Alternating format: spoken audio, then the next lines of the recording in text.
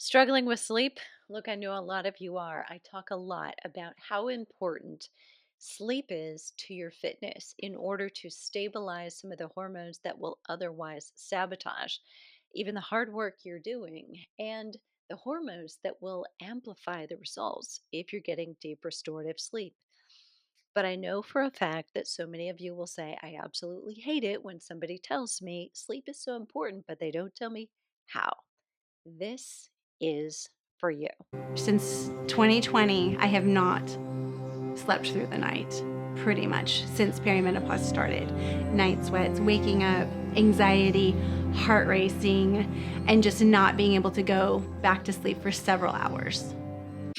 Real quick, before we dive into this episode, I want you to know I brought an expert on to interview, somebody who's used to dealing with really hard cases.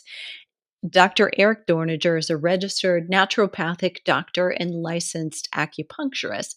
He's founded a business called Roots and Branches Integrative Healthcare in Boulder, Colorado, getting to the root of chronic illnesses and chronic issues like sleep deprivation, but also because sleep deprivation is so crucial to, say, you've been exposed to mold or you have Hashimoto's or lupus, chronic fatigue, sleep is critical. So if you're one of those women who in midlife suddenly is not sleeping the way she used to, or you've struggled with it your whole life, this is for you. But I needed an expert to bring him in, not only to remind us all of the importance of sleep, but we're talking today too about an option you may not have explored, and that is CBD. So we're here to give you answers, not just explain the importance of sleep, but talk to you about how to get it. About midway through, I'm going to share a very special story about one of our community members and how she went from sleep scores in the 40s to the 90s. I think you're going to want to hear this. A huge list of inflammatory autoimmune diseases that you help with. And as I started reading them, realizing, connecting the dots with what we're about to talk about, how how big a deal is sleep for almost each and every one of those? Yeah.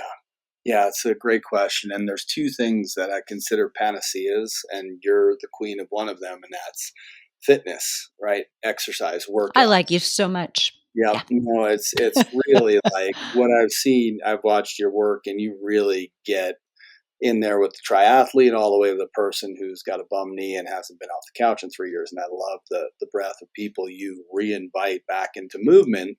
And I'm in Louisville, Colorado, right outside of Boulder, which is the land of the triathlete. So sometimes Yeah. I'm coaching people down from too much working out because Mm-hmm. training is inflammatory.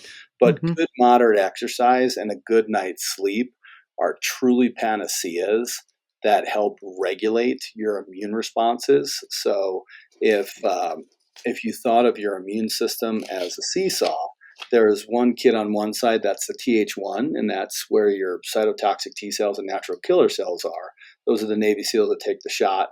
And the other side is the humoral immunity, or the antibodies, that are the central intelligence agency that tags bad guys right here. So in a balanced immune system, you're supposed to be really good at tagging and assassinating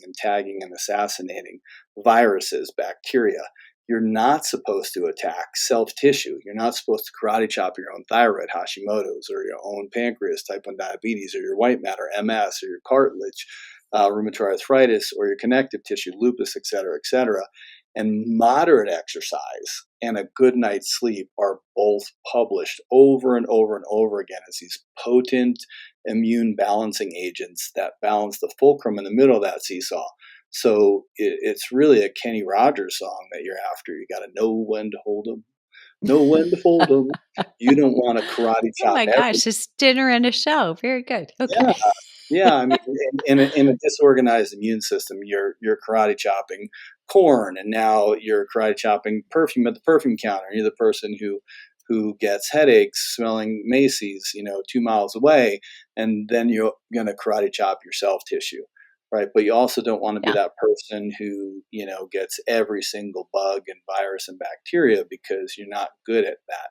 and a good night's sleep. And I think we've all experienced this, where you're like 3-4 days into a flu and you're like, oh, I've worked to catch up on an email that's stacking up and I just don't Mhm. have it in me.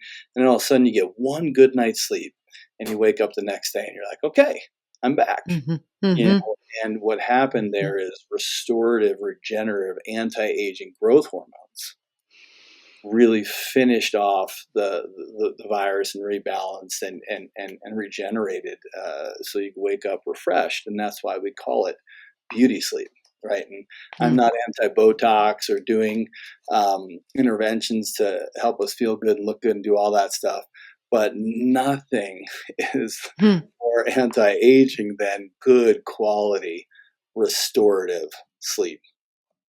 I wanna back up and kind of this is kind of a catch-22 thing I find, but I wanna ask you first about moderate exercise and not stepping over that. I was just having this conversation with a friend of mine, and I was actually a guinea pig for her in a program she's got. She was, like, wanting me to do really light exercise, and I was, like, a week into it, and I'm like, "God, I don't know if I'm satisfying her definition of that." So, my question to you is, when you say moderate exercise, is that relative to an individual? Because you take one of those you take one of those crazies out there in Boulder, Colorado. I don't care if they're an age group or a pro, they all exercise like they're pros. And, we tell them to do moderate exercise. Half of what they're usually doing is like that'd be significant to a lot of listeners in my audience. So, how do you define moderate?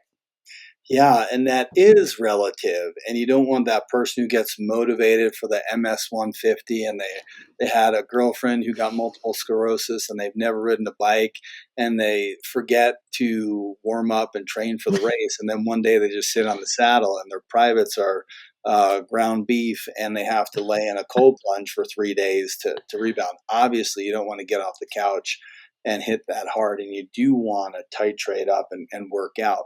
But for some of the literature, like preventing breast cancer in postmenopausal women who get the most breast cancer, um, you get a 50% reduction with 4 hours of working out a week.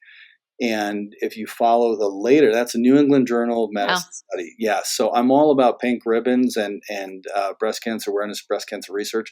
We just found half the cure. Support a woman in your life, your wife, your partner, Yep. your girlfriend, your sister, your best friend, and say, "I got your kids. You're going to CrossFit or whatever the deal is." Help women who do everything for the world have Mhm. more time space to get their workouts in, and don't let anyone crap on your workout, right? Mhm. Once in a while, there's going to be an emergency, and dad, who's 87, needs to, go to the urgent care, and you're not going to get to work out. But overall, 4 hours a week showed a 50% reduction in Wow. breast cancer incidence in the group of women who get the most breast cancer. Now, later data showed 2.5 hours a week is just as good if it's resistance training. So, for Hmm. breast cancer prevention, nothing's better than resistance training. And Wow. if you only had time to do one, you would do resistance over cardio, but there is benefit to cardio as well, and you want to try and mix it up. But let's just say you're a mom of 3 kids under the age of 7, or your son's having a really hard time with depression, and your daughter-in-law is working all the time, and you got to watch three freaking Rugrats under the age of 12, right? And you don't have time to get your workouts in. It's a family crisis. You got to step in there, which is what women do, right? You can do one of those 7-minute burst exercises, the 7-minute app. And Mhm. that is 7 minutes because that's already where the benefits of vigorous physical activity kick in. Mhm. So, what I tell people is if your recovery is taking longer than 2 days, right? Mm. Like you hit a good CrossFit workout, or you hit a good pump class, you went to Zumba, or you swam the pool, or whatever, and you are still sore, then you are overtraining. And that Mhm. might be relative. You might just Mm. be low on DHEA and testosterone. And that is an epidemic in women over 40. Mm. DHEA and Dale Bredesen's end of Alzheimer's work should be 400 or higher on lab. Mm. Total testosterone should be 40 or higher in lab. But we see these overtrained women come in with DHEAs of 12, should be 400. And God. DHEA is testosterone's mini Yeah. cousin from the adrenal gland that helps dampen inflammation, immune modulate. If you don't sleep well, because you're just kind of sitting there with kind of a restless leg, tense body feeling, you're probably overtrained. Mhm. And then the other thing we see is some of our elite triathletes, even if they're a hobby athlete, we send them to the heart scanner, and you get your first heart scan at 50 if you're a female, first heart scan at 40 if you're a male, and that's because more women die of heart attack and stroke in this country than men, but you Mhm. start 10 years later. So Yeah. it's dramatic to hear about Timmy's dad who had a fatal heart attack on the pickleball court at 42. But more aunts and moms and sisters are dying of premature heart attack or stroke. They just start later. If you have plaque in your carotids or arterial sclerosis, calcified plaque in your coronary arteries, that's inflammation. That's another Mhm. sign of overtraining. If you Mm. need 1,200 milligrams of Advil 2 days every weekend to do another 14er, you're overtraining, right? Yeah. So again, but one of the biggest hallmarks of overtraining is you don't sleep well. You start getting kind of a strung out feeling.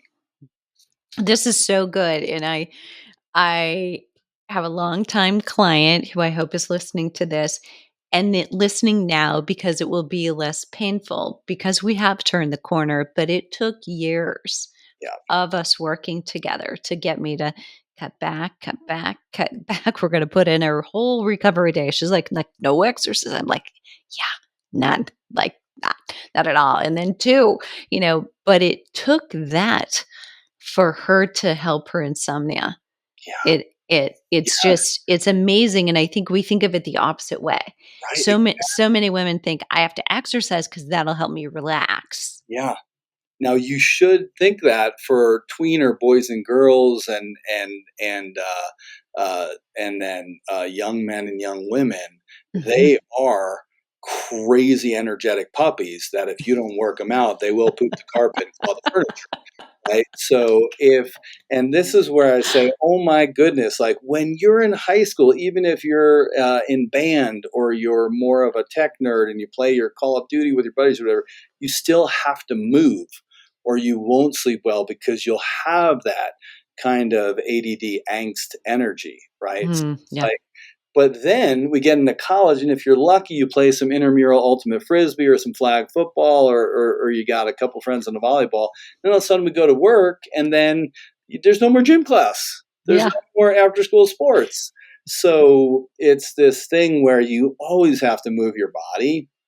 But even in some of the latest research, they call it uh, LIPA, low impact physical activity, like the Okinawans who putt around the garden. That is an independent risk factor for dementia as well. So Mhm. moderate physical activity and even potent workouts that still allow you to sleep, they are Mhm. really good for the brain. We know that. But Mhm. I love the idea of Elon making me a housebot that can do the dishes and vacuum, and me and my wife don't have to butt heads when we're both tired. No one wants to do the dishes anymore. But at some point, when we don't even wipe our own heinies, we're going to lose low impact physical activity Yeah. as a way to like kind of just drain that little bit of angst energy, but also avoid that extreme workouts that totally corrupt sleep. Yeah. Love that. And I just wanna expound on this one more time for listeners, because I know you're on board with this, but I was just there's no accidents. I was just literally today going on live about, when you look at the difference between people who have women over 40 specifically, optimal body composition versus those that don't, that struggle with weight loss. They put it on in menopause or it was there and now there's more and it's really bothering them. One of the biggest differences is movement versus exercise. And I think we all dwell on that. I got to go to the gym. I got to do this. And they're trying so hard. If you're listening, I have so much empathy for you. You're trying so hard. You're doing the right thing, but you're potentially over exercising so that when you come home, you just want to sit. You're couch compensating. And we have it backwards. We should be looking for what's the minimum viable physical activity you do at the gym so that you have more energy the other waking hours of your day. You want to do the dishes. You'd volunteer. Like, and take the dog for another loop around the block. That activity actually adds up to far greater than the 300 calories you might burn in your workout because it's an all day affair. So, Yes, and I I did 10 years of Fraser Meadows Retirement Community, and yeah. that all started with creation of the Vitality Club, where I got invited to talk to seniors, 88-year-olds, 92-year-olds, 98-year-olds, about a different topic every 3 months. And I did brain health, and I did gut health, and I did pain, and I did sleep. And you know what Fraser Meadow Retirement Community's favorite drug is for sleep? Tylenol PM and or Advil PM. Mm, Why? Because they're anti-inflammatory. And mm, reason overtraining prevents sleep is you just triggered a flood of inflammatory cytokines in your mm, body. And the older we get, you're not getting that much older, you're just getting more inflamed. It's just another mm, decade of pub grub and, low vitamin D and industrial seed oils. And when you get over 40 as a male and a female, your DHEA drops. So you're not menopause, but sometimes people say you're perimenopause. Nope, your adrenals just aren't making one of your anti-inflammatory Arnold anabolic hormones, DHEA. So all these things start to accumulate, and then an 88-year-old can't sleep well because they're just now 8-9 decades of American standard American diet, inflammation, everything else. So that is where I recently went to Balfour, and we've talked about the Blue Sky CBD CBN, the sleep gels, yes. and you have to find things that don't destroy your liver, your kidney, or your intestinal lining that you can use consistently. And I tell people all the time, I would put Advil in the water if it didn't wreck your kidneys, your liver, and Yeah. intestinal lining. So one of my favorites for this kind of being inflamed all day is, and I do research and development for Blue Sky, and your listeners should know that. For sure. But is our sleep gel, and we do have elite athletes with Whoop rings that are using the sleep gels, and they get deeper quality and quantity. And we Mm, won't publish on that, but we have about 20 that we've tracked intimately. But I think the reason that research study on CBN, which is 20 milligrams of CBN, showed improvement in sleep, and that's about what we have in our sleep gel. And there's a little bit of CBD in there, and I think the reason it works is because it's a novel anti-inflammatory that mhm, brings down those inflammatory cytokines, so your mhm, pineal gland and the rest of your brain can secrete melatonin and set you up to go into deep restorative sleep. But if you're full of inflammation at the end of the day, if mhm. anyone's just recovered from a knee surgery or something, because they know this feeling like you kind of can't fall asleep, or when you're at the height of a flu, you don't fall asleep. It's about 3-4 days into that Yeah. fever where you finally go, I was able to finally get to a cytokine load where I could fall asleep. So, Yeah. so that's Yeah. that's one of my favorite little tricks for those who don't overtrain. But if you're overtraining, the sleep gels work really well too. Yeah, right. And I like to say that my career these days, yeah, running a business, there's so much of this, which I love, by the way, but there's more sitting behind a desk. There's more sitting, and it's so ironic that I run a fitness business where we're working on getting other people fit, and I am sitting more than I've ever sat. But partially because of that, probably lots of staring at screens like many of you who might be listening. I shared with you behind the scenes, I've been getting migraines more often than I care to admit. And I don't normally have a problem sleeping. I'm really good at it. The only thing disturbing me is a puppy. And when I was having just a series of migraines, it was like clockwork almost every week, Mm. and I knew that I had some of the blue sky. And so I went to get the sleep gels and made a huge difference. I mean, just, and I have to believe related to the inflammation, just settled things down. And within an hour, here I am. Okay, the pain is gone because when I've got a migraine, anybody listening who can relate, I know you've got me. You lay down and honestly, it's almost worse because it's throbbing now, and that's all you're trying to do is go to sleep, and you can't. There's nothing worse. You're not like trying to get through the dishes, distracting the migraine, Right. doing your Yeah. tax papers or watching the show. You're just right there with it and go, now I just close my eyes and go to sleep, right? And you're like, yee. Throbbing. Yeah, right. Yeah. And so I like to give practical advice on podcasts. And if those Sky gels, two things I'll say about them is Blue Mhm, Sky has sample packs that are $6. So you mhm, can trial the sample packs for mhm. $6. And I have my own problems. I actually take the Blue Sky Original because it's an uplifting productivity molecule that's also an anti-inflammatory. And I take the original before jiu-jitsu and before kickboxing and before a big hike. But Mm, for smart. the patients who love those sleep gels, they trial one and you do one a half hour before desired bedtime if you have trouble falling asleep. You do one at bedtime if you have trouble staying asleep. And then if you're both, you can do one a half hour before desired bedtime, like I want to go to sleep at 10:30, pop one at 10. And then if you wake up at 1 a.m., you can pop another one. And then if you're not getting there, the next night trial two. If you need more than two Blue Sky sleep gels, we're probably missing something. And Mm, that's where I want to take the rest of the podcast yeah. is what Yeah. what are brass tacks biochemistry physiology for falling asleep? You need steady oxygen. You need steady oxygen. So Mm. one of the biggest undercelebrated concerns in healthcare today is that people don't realize 1/3 of all apnea patients.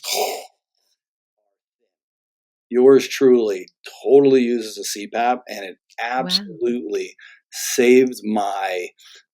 It helped save my marriage. It helped me stay patient time with my kids. It helped me be the doctor I want to be because I was waking up so hungover and depressed from getting choked all night. So when you have an apnea event, what's happening is you're choking your brain off from oxygen, right? And what the healthcare system does is they look for 450-pound, morbidly obese Tommy, right? Mhm, Male, huge, type 2 diabetic, and that guy usually gets access to mm, an overnight oximeter. And an overnight oximeter is just putting on an O2 monitor that records your oxygen through the night. mhm, And if you're dropping below 90%, you're choking to death. mm, And we're going to spike cortisol.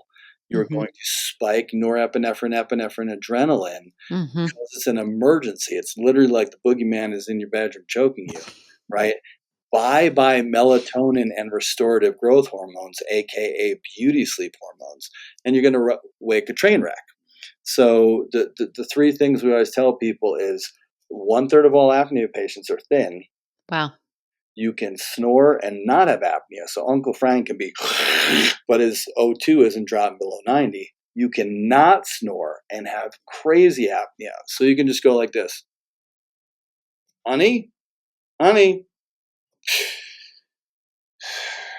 That can look like killing your brain and killing your restorative growth hormones, right? Wow. And then the third one is postmenopausal women have more apnea, right? And Interesting. we have like I love working with postmenopausal women, and I'm 51, so and I had like an awesome mom, and I've spoken on the last podcast a little bit about how much I cherish that space. But we also like laugh, and we bring humor into the aging process. And sometimes Mhm. some of my more super fit, bolder women whose silhouette isn't changing that much, but their triceps getting a little jiggly and they'll go, "What's this? What's this?" And I'll go, "It's the same as this. It's the same as this." And what I'm trying to say is laxity is laxity. And if you're feeling it a little bit like my muscles aren't as much and I'm doing great and I'm looking awesome at the high school reunion, and holy cow, Tammy used to be the fit gymnast, and you're just trying to have non-judgment and love up on everybody, and we're all getting too old to be hard on each other. It's just a blessing we're alive, turn the corner at 50, right? But you're going to realize that it's a little bit of that tone that's just not the same as it was 10 years ago is the same for your throat muscles. It's the same for throat muscles. And then as you go up in altitude, you also have more apnea. So Really? yes, Okay. so if you might have raging apnea in Boulder, Colorado, and do just fine in San Diego. You go from Boulder to Breckenridge, it's only getting worse. And I can't tell you how many people. Are there careers, people who've had certain careers where they've used their voice, or It's a great, pilots who had yes. yeah? It's a very astute question. So there is in the British Medical Journal, there is you can Google British Medical Journal didgeridoo sleep apnea, and it'll show you the 4-minute YouTube on the study they did for mastery of the didgeridoo to treat mild to moderate apnea. And you have to learn the circular breathing and play all the time. We got to see Trombone Shorty open up for the Red Hot Chili Peppers, and it was just an off the shizzle brass band, and they play like covers of Green Day and Rage Against the Machine, and he'll go and hold a note forever while he's breathing through his nose. He's storing air in his cheeks and blowing out the horn. Trombone Shorty doesn't have apnea. He takes his throat muscles to the gym every night when he's jamming, Amazing. right? So oxygen, right? If you're anemic, if you had a uterine bleed or a gastric bleed or colon cancer and you're anemic, you'll wake up all night, right? If you had a really bad COVID and you scarred your lungs and you have atelectasis or pulmonary fibrosis, anything that messes with oxygen Mhm. freaks out the brain when you sleep. When you roll onto your back, you condense your lungs so you have 20% less lung volume. So a lot of people's O2 ring is fine until they lay on their back, and then they get a crash. Wow. Yes, so that's number one, right? So we love the sleep gels to take down inflammation, set up a good sleep. But if you're getting past 2 sleep gels and you're still like waking all night, you have to ask your doctor to do an overnight oximeter or sleep study on you. The second one is fuel. Now, you're the fitness queen, and you probably know you really have to have steady fuel if you want to crush a workout. And then if you want to build muscle, right? And the old Gold's Gym guys back in the day, that you would use chromium picolinate, and that is a mineral that keeps the glucose steady to that muscle so we can make gains, right? And we do a lot of constant glucose monitors with Yeah. the nurse practitioners in our office. And it is crazy how many people were doing fine all day, and at 3 in the morning, they drop down to 55. And I do not want to burst anyone's bubble, but that glass of wine totally helped you fall asleep. It brings down that Yes. excitotoxic glutamate, that molecule of anxiety in your brain literally gets suppressed by alcohol. It enhances GABA. Progesterone used to do that for us premenopausal, right? And now I'm like falling asleep, but my blood sugar, what goes up, because alcohol is just fermented sugar, must come down. And then I go blood sugar of 90, blood sugar of 80, blood sugar of 70. And my brain goes dee, dee, dee, dee, dee, dee, dee, running out of fuel, running out of fuel, running out of fuel, blood sugar of 60. Boing! And you wake with a cortisol spike. And that's because cortisol's original name is glucocorticoid, or on the steroid that rescues low glucose. And now you're worried about little Timmy smoking pot, who should have been home 2 hours ago. And where is he? And which came first? The blood sugar drop and the cortisol spike and the anxiety, primal anxiety from being scared about running out of fuel, or worrying about little Timmy, who's not home yet. And it's 10 minutes after curfew, right? And it's normal to worry about your kids. You're a mom if you're a mom, right? But there's no worry about puppies and aging parents and girlfriends who are going through breast cancer treatment and everything in between. But the freaking oxygen drop or the blood sugar drop came first. Then the cortisol spiked, and now you're sitting there feeling lonely and hollow at 1, 2, 3 a.m. literally carrying and entertaining all the stress, anxiety, pain, suffering, and worry of the world. Yeah. Wow. So, Wow. That was a lot. I want to ask you something that I think everybody here is a little worried about when they take anything to help sleep, including CBD. So talk about hangover effect. yeah, Will there be one? Will they wake up in the morning and still feel groggy? I think yeah, everybody has a fear of that. yeah, it's a great question. So we see hangover with THC and alcohol, but not CBD, CBN because it's an anti-inflammatory. And it doesn't affect blood sugar. So the bummer about weed and wine, and weed does the same thing, is it actually helps you fall asleep, but it disrupts sleep architecture from a hypoglycemic drop. So if you remember back in the day, people called it the munchies. And the munchies is a street term for a hypoglycemic attack on your brain. So things that just bring down inflammation, and Advil and Tylenol will be included in that, don't leave you hungover. Advil and Tylenol, unfortunately, will wreck your liver, kidneys, and intestinal lining. Benadryl is also an antihistamine that's an anti-inflammatory that will leave you hungover and is on Indiana University's aging brain list. So I'm always looking for these things. Benzos, a half tab of Ativan, right, can get you bind, benzodiazepine-induced neurological dysfunction. It's literally a disease where you atrophy your brain and you have rebound anxiety and you get benzo belly and have full body side effect from the drug. But when you took it, it helped you fall asleep. Yeah, right. So So, we're yeah. looking for things that dampen inflammatory Mm. cytokines without wrecking an organ or a body system, or leaving you with a hangover, right? And then with that glass of wine, your throat muscles get drunk too. So now, if you don't believe me, I'll take you to a bunch of fraternity houses on the hill, and I'll show you Steezy and Snorri and Apnea and Choky and everybody else up there after a Buffs game, and they're and that's where I'm already teaching my kids, and particularly my younger doesn't think he's ever going to do drugs or alcohol. And but I say, if you got a buddy, you got to turn them on your side, not only so they don't choke on their own vomit, Jimi Hendrix style, but so they also Mhm. have less apnea, right? So Yeah. Wow. Oh my gosh. This has been so rich. So rich. Every time you open your mouth, some gem comes out. So I hate to quiet you down or squelch you, but this was so, so good. And you just hit so much. I'm going to suggest to every listener here, you listened once, come back and listen again because there's a layer in here. You'll hear the first time, the big chunks, but there are some nuances that he said that you may not catch until the second time through. So please do yourself a favor and listen to this twice at least, and then share it with at least two friends. Okay. So Dr. D, let me ask you this. Is there a question that, knowing we're talking to postmenopausal women, is there a question that I should ask you? Is there one more thing that you'd like to leave them with? there is, and it's basically bioidentical hormones. Mhm. So if you have your uterus, right? Some women have had a partial hysterectomy and their uterus out. You can't take bioidentical estrogen without progesterone. You have to oppose that estrogen with progesterone. Mhm. And if you're really having a hard time sleeping, you have to follow the oxygen, get an overnight oximeter that records.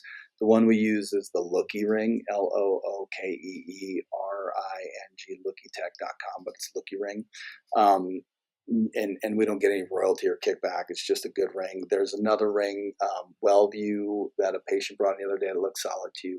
These are all about $75 to $150, and they will download your readings to your phone in the morning so you can see if you drop below 90%.